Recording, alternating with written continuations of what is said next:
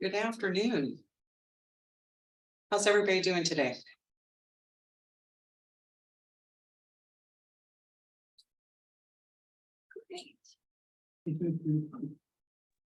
Doing great.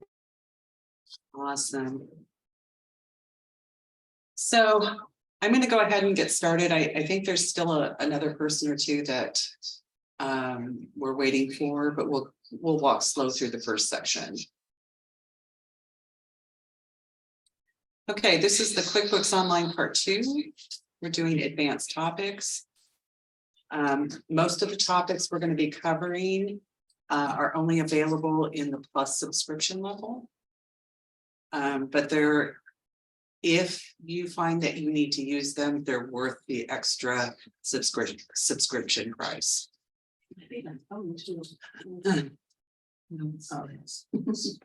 Okay, so the intended agenda today is we're going to walk through tags, classes, and locations. We're going to talk about inventory, then move into projects and do some budgeting, and then talk a little bit about integrations and mapping and some report customization, and then we'll open it for Q&A.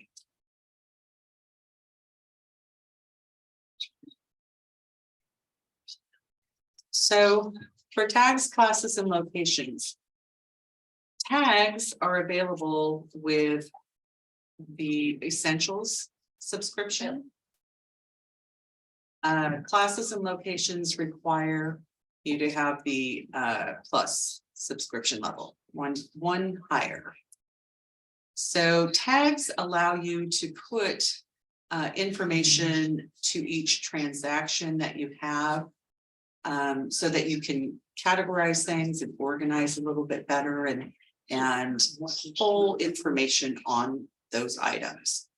So some of the things about tags, they can be customized and grouped. You can only have one tag per transaction. So if you have a transaction that has multiple items or line items in it, you can only put one tag to it. You can't separate those items. And there is limited reporting with tags. It kind of has its own report and there aren't a lot of other options. So locations is great if you have separate divisions, separate locations, and you want to keep things separate by those different entities. You can create financial reports by location. But again, just like tags, you can only have one location per transaction. So my personal favorite is classes. You can think of classes similar to departments. They can be customized and grouped. Does require the Plus subscription, but you can create financial reports by class. So an example of how we might use that. I at one time worked for a seafood processor here locally, and one of the things we did is we put all of our earnings and expenses by species of fish that we sold and processed. So we were able to run a profit and loss statement that showed the profit and loss for each individual species that we dealt with. So that's kind of what classes would do, is help you separate and categorize your business to make it a little bit easier to make decisions with. So inventory.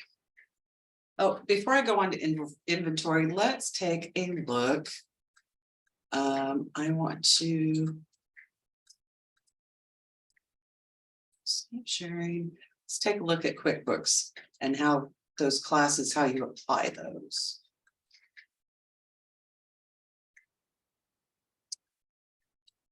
One second, go.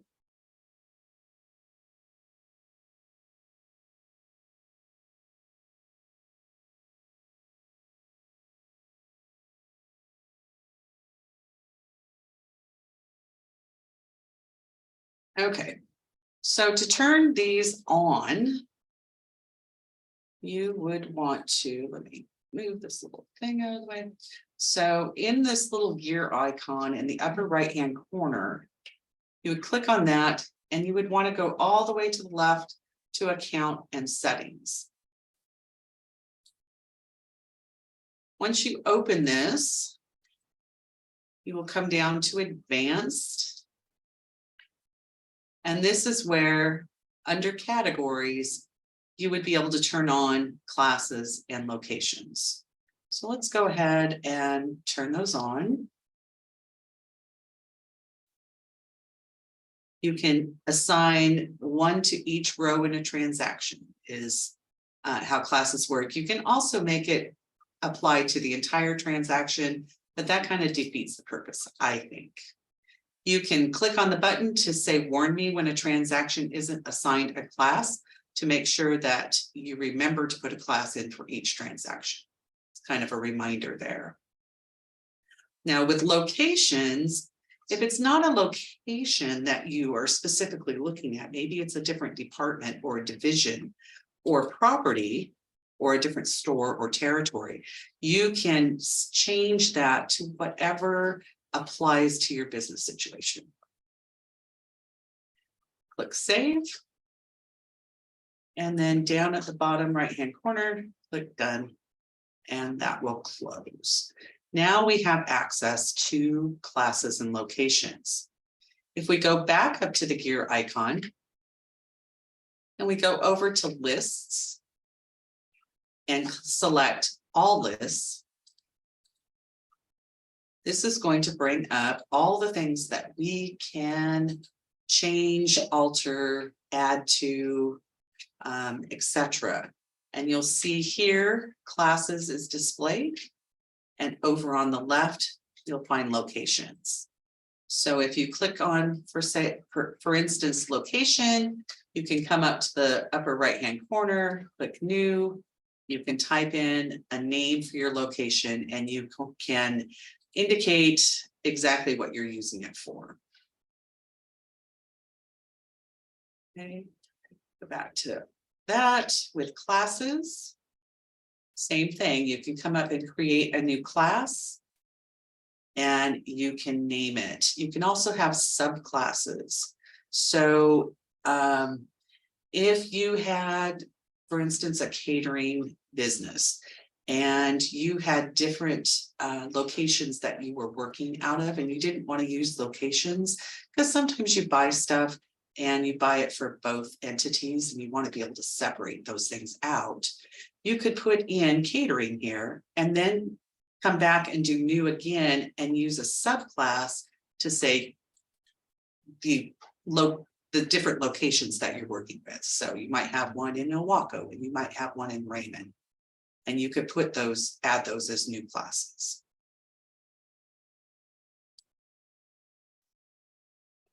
Not sure that the sample company has classes set up, but if I come into the reports under the business overview, you can also search for a report up in this little search box.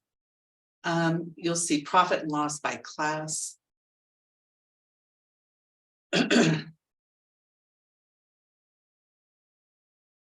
Nothing's coming up. This might be a QuickBooks issue because I had this on my own books this morning where reports were not coming up. So I'm not sure. Let's go into profit and loss. Oh, awesome. Reports aren't coming up at all.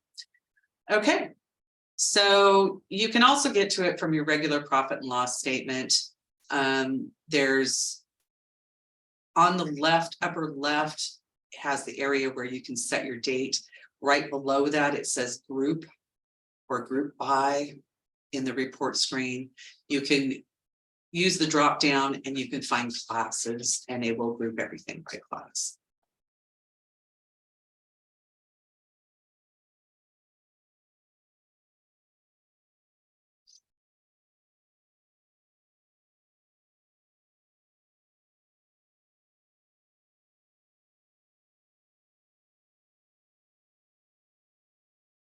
Okay, so let's go back to.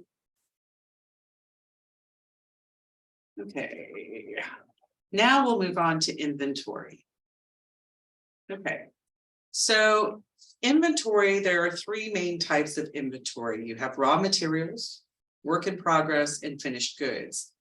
Usually the only time you're really going to see raw materials and work in progress is if you're in a manufacturing situation. Sometimes for custom construction, you might see raw materials and finished goods. Maybe something like cabinetry work, you might find a work in progress where they're building the cabinets in their facility and then taking it to the site. But we are going to mostly focus on the finished goods. So inventory reflects the cost of the goods available for sale to the customer. Inventory is never, ever, ever recorded at retail price. So how we record inventory depends on our industry. So some industries, for instance, we'll look at restaurants. So restaurants, for some of your perishable items, tomatoes, onions, lettuce, things that you're using often and usually aren't around for the next month, you're probably not going to put those in inventory. You're probably just going to expense those as purchases. But if you have things that you expect to kind of keep stock of, then you're going to run them as inventory. So the cost of your inventory or its value is the total cost of the item. This might include shipping, import fees, or any other fees associated getting the product to your door. Inventory is considered an asset and it sits there. It doesn't take away from your revenue. It isn't deductible on your taxes for the business until the item is sold. So there are some benefits to this. If you say you're starting a business, you're selling widgets and you buy 500 widgets to get started, but you only sell 100 widgets throughout the year, you are going to be taking that full 500 the first year of your taxes when you actually, it's not giving you the benefit. So I guess what I'm saying is, so on the second year, you would still have money to take against your taxable revenue because you still have some inventory left that hasn't been sold.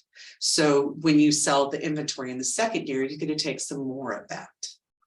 So it gives you the benefit of spreading that expense out and giving you the benefit for multiple years. It's kind of like a fixed asset. It allows you to take it for multiple years. Inventory remains an asset until it is sold, devalued, or disposed of. When inventory is sold, it is expensed as cost of goods sold. Some of you may have seen COGS or heard people refer to it. That's when it goes into COGS. If inventory is devalued or disposed of, it's then adjusted into inventory adjustment. When you're doing your taxes for your business, the form will ask for cost of goods sold. And this would be just like it says, the cost of the items that you sold.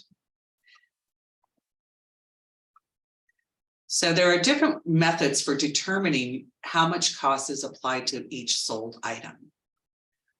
There is LIFO, which is last in, first out. The cost of the last item purchased is the value of the first item sold. This method focuses on the most current cost and is best for non-perishable goods, especially if you have a lot of fluctuation in pricing and you want to make sure you're reflecting the most current market price for the item that you're selling. You would want to use LIFO for that. FIFO, first in, last out. So the first item you purchased is the value of the first item sold. This method tries to adjust for products that might expire or become obsolete so that you get the pricing, you've accounted for that pricing. So average cost is what QuickBooks uses. If you want to use one of these other methods, you may have to find another inventory management system and link it to QuickBooks. QuickBooks only uses average cost, which isn't horrible, but that's all they use. So expensing inventory to COGS, you have items to resell, materials to make, an item to sell, all the things that you purchase that you're going to be selling, those become your inventory assets. The value is the cost or the value or costs, which means the same thing, of the items you sell sits in inventory as your asset. Once you sell the item, it then moves into COGS and you expense the cost of that item.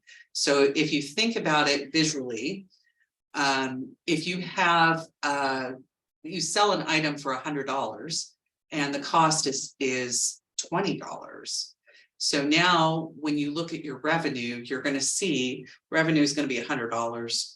Then you're going to have cost of goods sold that's going to be $20. So your net margin or your net profit is going to be $80.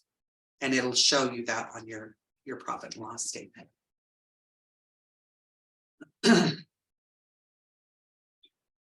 So inventory management, some things that are important. You need to complete a physical inventory count periodically, whether it's monthly, quarterly, or semi-annually, to make sure that your inventory quantities match what's in QuickBooks. The more frequently you do it is the more accurate, I think, if you're selling a large volume. If you're selling a small volume, then doing it quarterly or semi-annually is fine. It also helps you identify damaged or items that you can no longer sell, and you'll adjust those out. So if a small business chooses not to record the COGS for each sale, which I find is very common with small businesses, then each month you complete a physical inventory and you make an adjustment to take the difference out of COGS. So if your inventory started at $50,000 and after you do your count, you realize that you only have $25,000 left, then you're going to do an adjustment in QuickBooks that's going to take $25,000 out of inventory and move it to cost of goods sold. And that'll be the assumption that that was the cost of the items that you sold.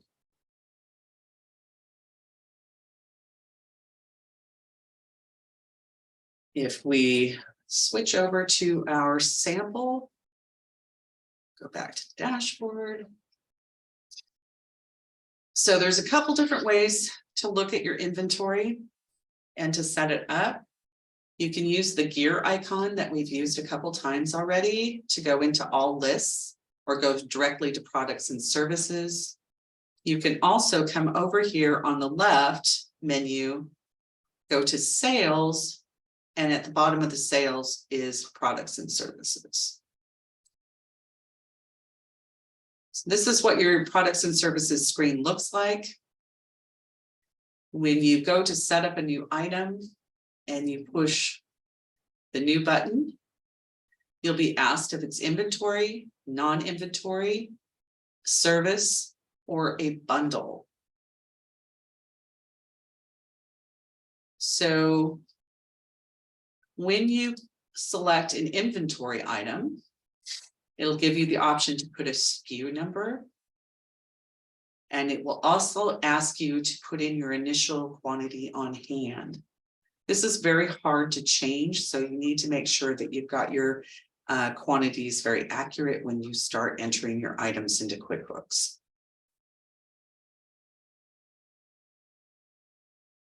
So non-inventory items can still do a SKU, but it doesn't ask you for quantity on hand. By saying non-inventory, it says you're not tracking this as inventory.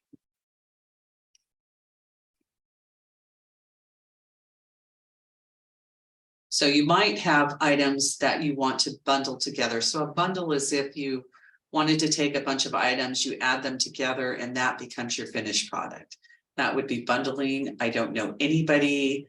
I haven't worked with anybody that uses it. I don't know anybody that uses it, but I know it's possible to do.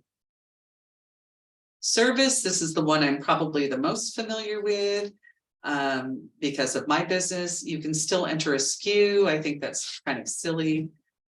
Services don't usually have a SKU. You'll notice that all of these allow you to assign a class. And if you wanted to break them into a category, you could break them into a category as well. So you enter your sales price, what you're charging your customer for the item, and what income account it goes into. If it's an item that, well, of course, not for services, but for inventory, if it's an item that you're purchasing from another entity and you purchase it often from them, you can click on this, I purchased the product service from a vendor, and you can actually put in the cost that the vendor charges you for that and where the expense is going to go, which is generally purchases, and who the vendor is. That's not required, but it's an option. It also has an option to put in taxable and standard rate. I'm not going to go into taxes and QuickBooks in this class. It can be quite complex and would probably take the whole 2 hours. So that's kind of an overview of inventory. Once you put your products and services in, these are required when you're doing invoicing. You need to do it against a product or service. So you might be, even though you're not holding on to inventory, you may be adding items for services that you give. And you don't have to have the plus subscription level to put in products and services, just to track inventory.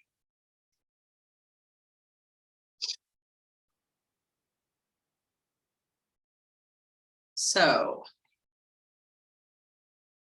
next, we're going to go into projects and then budgeting and integrations and reports.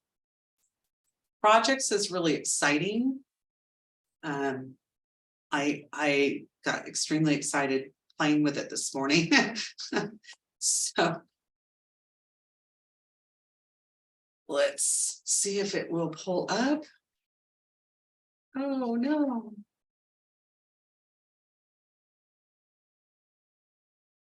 Let me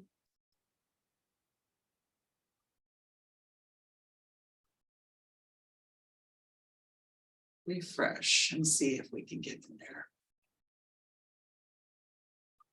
I think I might have mentioned this in the basics class. QuickBooks does updates periodically. It used to be every Friday. I'm not sure they're doing it as often anymore.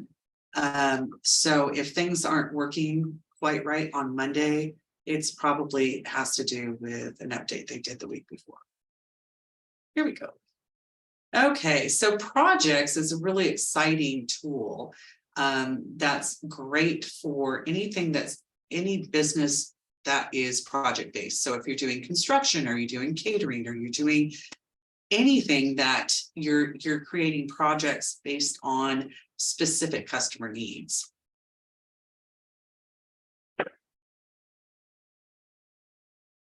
Okay, so if we're going to create a project, I'm just going to go ahead and create a project because we can't really see it unless we do it. So I'm going to say Tom White Landscaping. So Tom called us and he wants to do some landscaping. Now, Tom, we don't already have him as a customer, so we can add him on the fly. And we can put in his first name is Tom and his last name is White. And we could fill in his phone number and address and all the stuff that we want. We want to show him as Tom White. And we'll save that. Okay, and his project is going to start today. And it's going to end today. So, and in the notes, we're going to say, Tom wants basic landscaping. Okay. Now that we've created that, we have a job in our overview. If you look up at the top, you see Tom White Landscaping, and it is in progress. So we are going to go to transactions, and we're going to send him an estimate.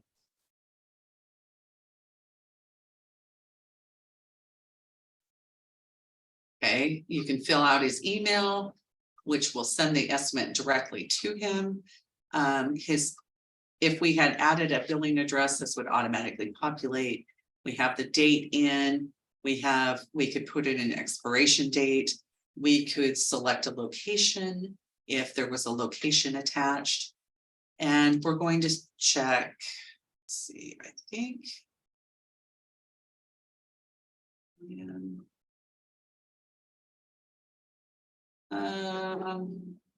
Design.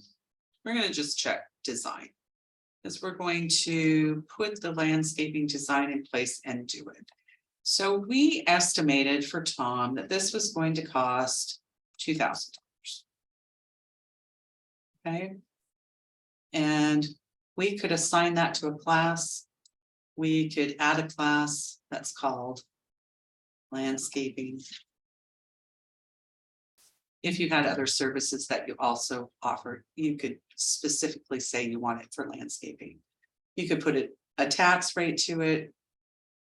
And then when you're done, everything looks good. You can save and send. I'm going to save and close because we're not sending it to anybody. And now you have this estimate that's nicely put into your projects tab from the left-hand side. Okay, so we wait a little while, we hear back from Tom. He said, yeah, price sounds great, let's go ahead. So we're going to update his status. So instead of pending, it's now accepted. It was accepted by Tom, and it was accepted today. Okay, so we run off to dentist company or Omens, and we buy some stuff on our credit card. So we're going to actually use the hardware company that's in the system instead of dentist company. We're going to say that we used our MasterCard. We bought it on today's date. If we wanted to put any other kind of reference number, we could. We're going to sure, we're going to buy some sprinklers and a drip system, but this is really going to be $300. Oop, not 3,000, 300. This is billable. And the customer project is Tom White Landscaping. Class is landscaping. And we are going to save and close.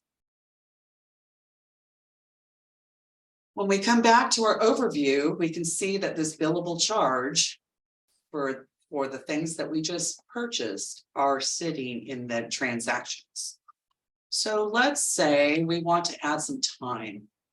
And throughout the day, our worker has been working on this, and we want to put their time in. We're going to go back. No, it's not in. Let's go to time.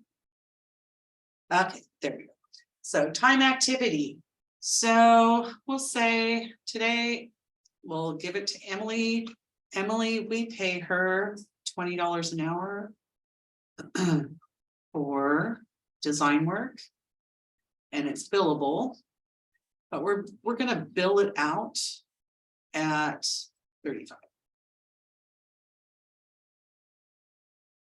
We could add the location and class if needed. If we wanted to do a start and end time, we can say she started at 8 o'clock. She ended at, let's see.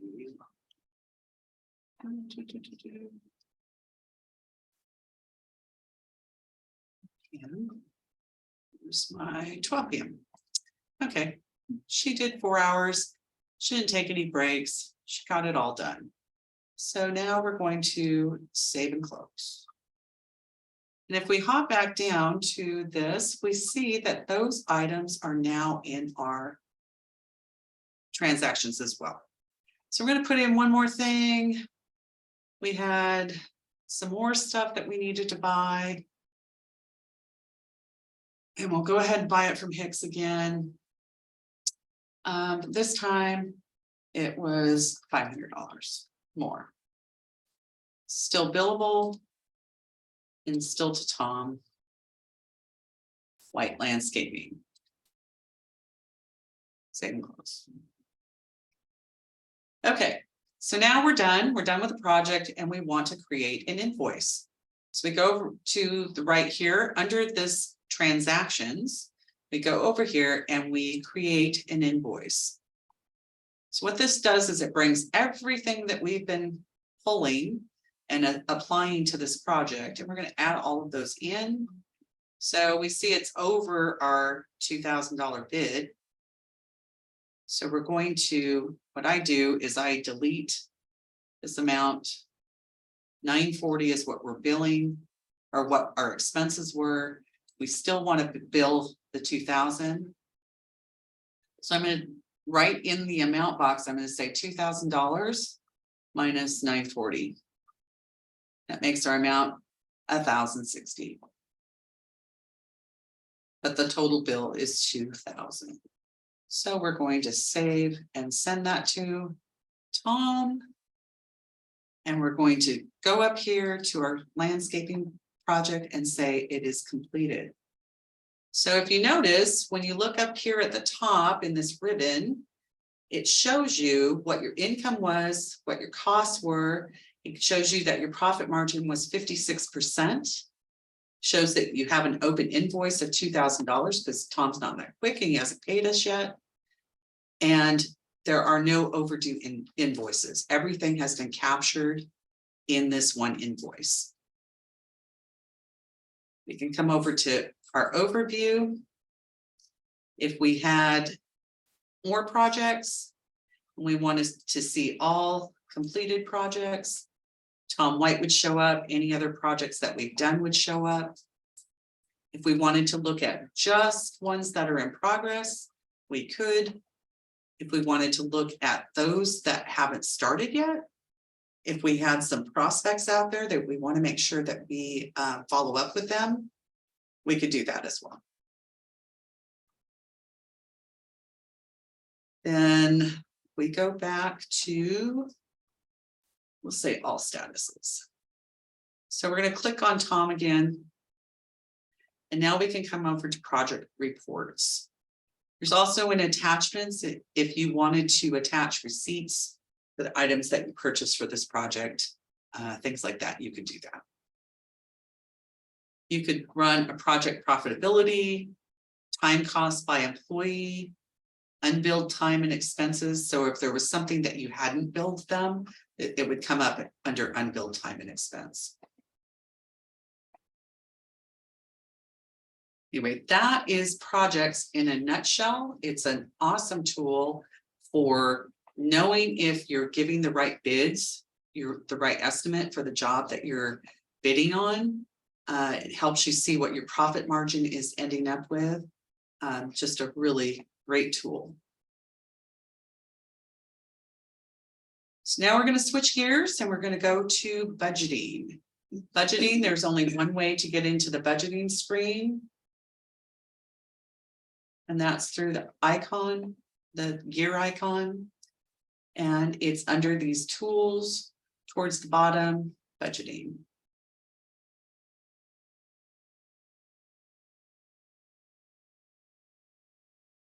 Okay, so when you're creating your first budget, so let's think about what a budget is for. So a budget is used in a couple different ways. In one way, especially for nonprofit organizations, you have an amount of money that you are able to spend throughout the year. So you are deciding how you're going to divvy that up and what your budget's going to be for each expense, how much you expect to have coming in income, so you can kind of track it that way. Another way that budgeting is used is to create forecasts of how much you think your profit's going to be over the next year or next 2 years or next 3 years. So with QuickBooks, you can create as many budgets as you want.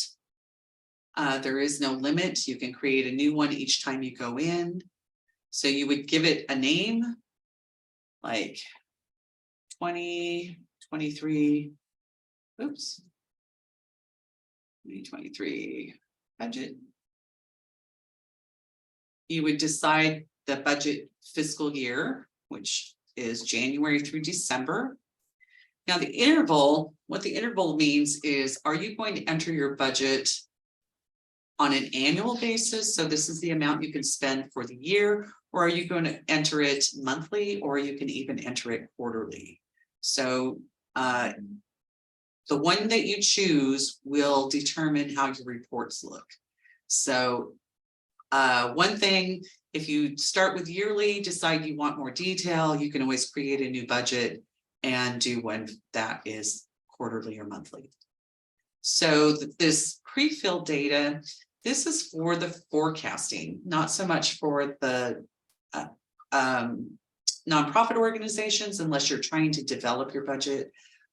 This is more for, let's see what happened last year. So if we're going to use actual data from 2022, we could put that in and say, create budget. Now, if we look through, okay, this business wasn't running all of 2022, but if you look under October, it's showing you the actual expenses and revenue that happened starting in October. You scroll all the way down at the very bottom, you're going to see your net profit or loss. So you can go in, you can change those, you can update them, you can do a lot of different things with those. So go ahead and save this budget. Budgeting reports are a little more difficult to find as well. If you go back into your budgeting screen and you come over to where it says edit, but you hit the drop down arrow, you can run a budget versus actuals report or a budget overview. So the budget overview is going to make sure it's kind of like a double check once you've entered your budget to make sure that everything balanced the way that you wanted it to. So it's only going to show you the items that are in your budget that you've put in your budget. So the budget versus actuals is going to show you how much you've spent versus what you budgeted that you were going to spend. When you open that up, this ribbon at the top, you can make a lot of different changes here. So you can select the budget that you want to use. If you've made multiple ones, you select the one that's appropriate. You can have it do only columns that have information in them. So that would be non-zero columns. If you don't want to see ones with zeros, because you didn't create a budget for it then, or you didn't have expenses, you wouldn't see that. So the next one is kind of the important one. Do you want to see it by how much you're over or under your budget? Do you want to see how much is remaining on your budget? Do you want to see what percent of the budget you've spent? That's where you can select what way you want to see your budget. I personally like the view of what's remaining, so I know what is left to spend. The final little area here is cash versus accrual. Most nonprofits are cash based, so you'd want to make sure you have cash selected. Once you've made your changes in this ribbon, you'll have to run the report again just to refresh and update. So now you'll see there's no there's no budget for January. It was only for October. This is a monthly budget. So, but I don't think anything, because we use the actuals, I don't think anything went in until October, is the way we had set it up. So if we had put in items for each month, you would see the budget versus actual month by month. For a quarterly, you're going to have January, February, and March will be kind of condensed together, not as big, and you'll have totals in there for your budget. You'll have each one separately, but then a total for the quarter again versus what your budget is for the quarter. So it just looks a little bit different depending on how you select that. Any questions on projects or budgeting?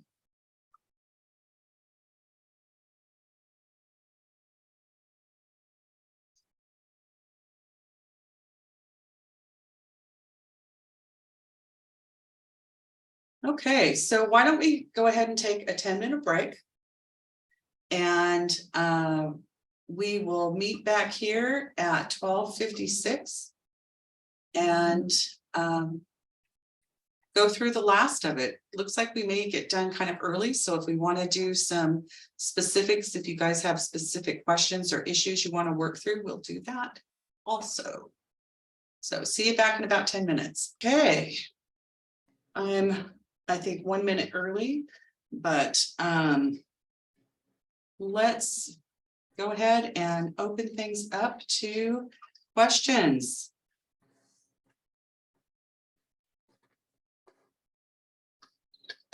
Is there anything that you would like me to dive in deeper on, or areas that you're having problems with?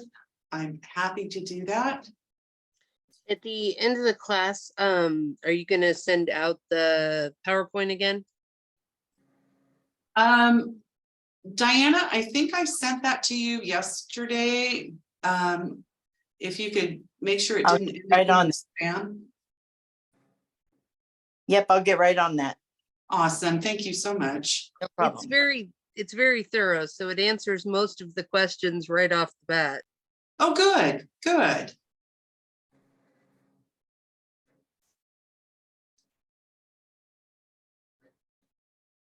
Anything else?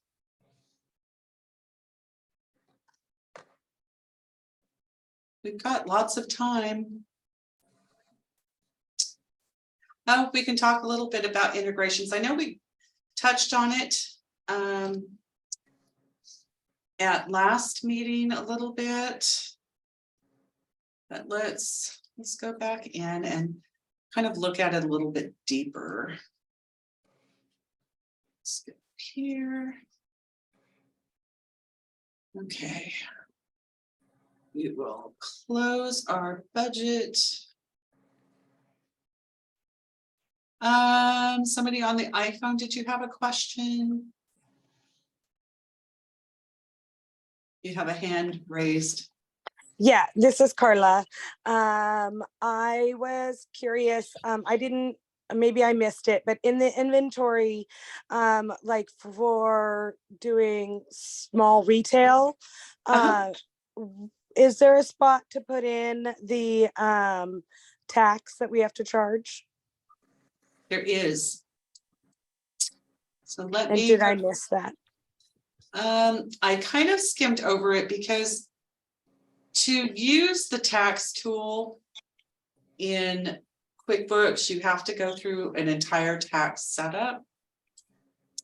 And that requires going on the left-hand side here, going into taxes and going to sales tax. Then you would set up your state and tax rates. Oh, okay. Okay, so you would need to do that. Then you could go into your products and services. And if you were starting a new inventory item, down here at the bottom, it says sales tax, and you could put the taxable rate in here. Okay. Perfect.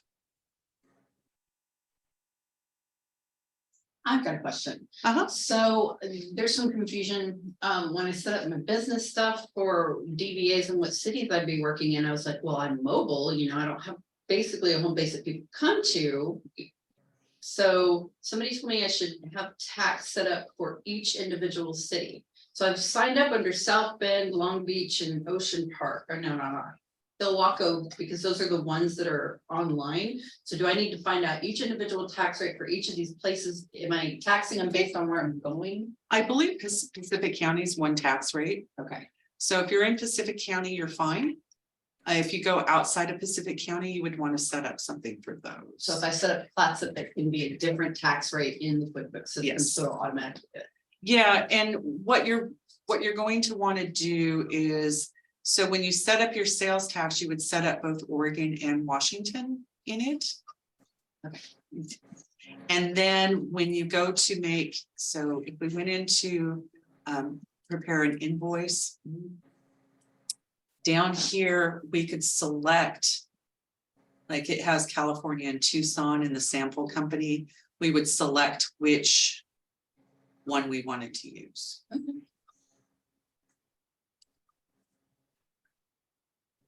Now Oregon, oh wait, Oregon doesn't have a sales tax. You wouldn't, Yay! you would, Hallelujah.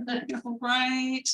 Yeah, so you wouldn't have to do that, but I would still put in something to indicate that Oregon is no tax, so that you could put that on your sheet. And the reason I say that is because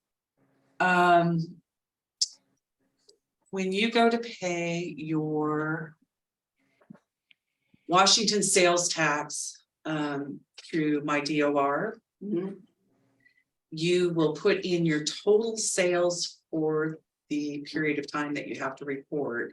And then you would go in as a deduction and put your Oregon, the people in Oregon, because you don't have to charge them sales tax if you're doing the service in Oregon. I'm not, though. The machine and I am here. The deceased animal might be in Oregon.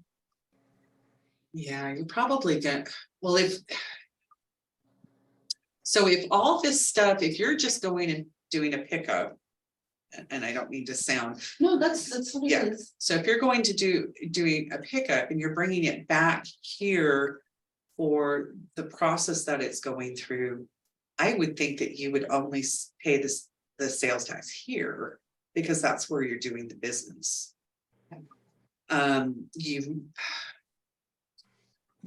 State of Washington used to be really good at answering questions like I've that. heard they are. I just Yeah. need to have the time to call. Right. That time tomorrow.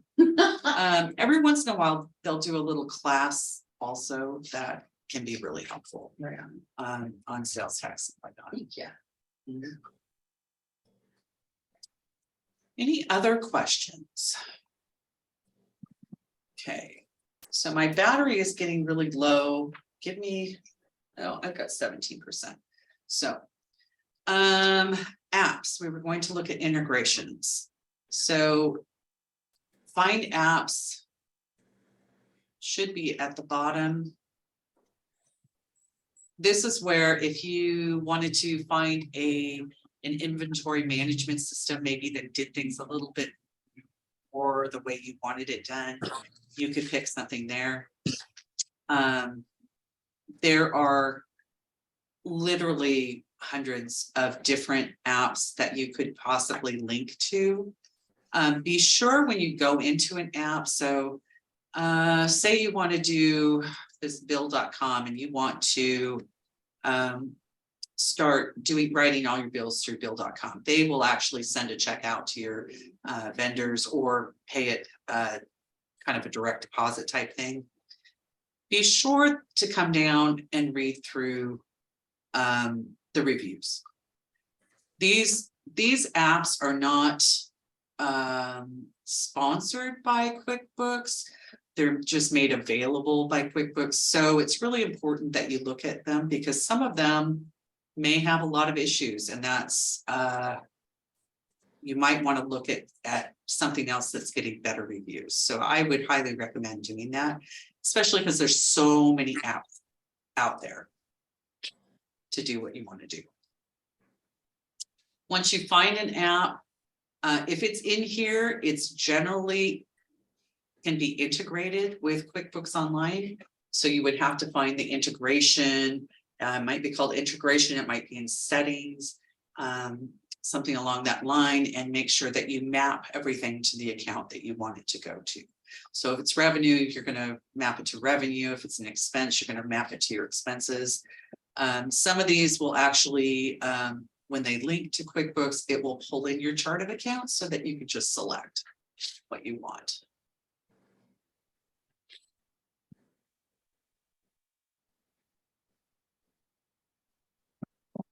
But you can do a search in here by the type of app that you're looking for. You can do this browse categories, get capital and access advice, manage your business, manage your sales, manage your data. There's just all kinds of areas to do that.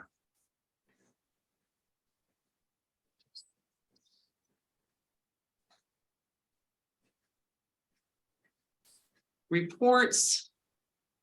Now that it looks like reports are working, let's see if that profit and loss by class will come up. Oh, look, it is. So I had only set up the one class, which was landscaping. We could have had several other classes here as well. Design work, maybe. I don't know what else would go with landscaping. Maybe they do painting too. So maybe you have another category that's painting. So when you run your profit and loss by class, it breaks out all your income and revenue by that, and then gives you a total of all of it.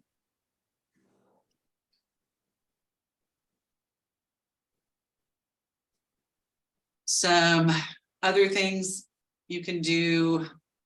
Let's go back to this profit and loss.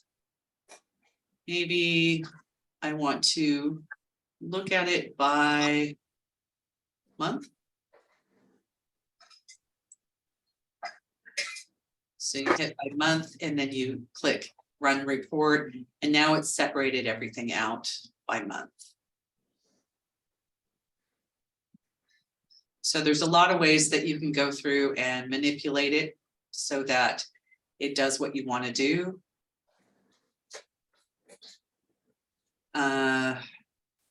You could do it by customer. Now it's going to put all the customers across the top, and it'll break everything out by each customer. So there's a lot of ways that you can change the reports to make them look the way you want them to. We talked a little bit about the customize. If you go in and you customize the way you want it to look in here, you can save that report. Once you run it, you can then save the customization. Save the customization. You can share it with everyone. Save. Yeah, it's not going to let me do it right now. Then when you go back to your report list, that custom report is going to be under custom reports tab.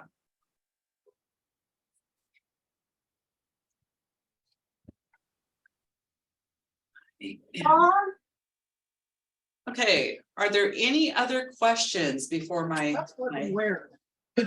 My car alarm just started going off on its fucking own. Did somebody fuck with my car? I don't know. They all right? Sorry.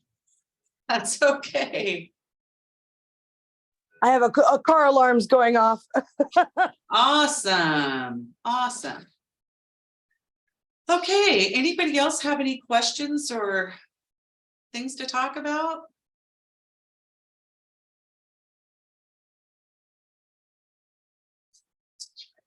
Okay, well, I am going to cut the class short. I don't have anything else to share with you unless you have something you'd like me to share.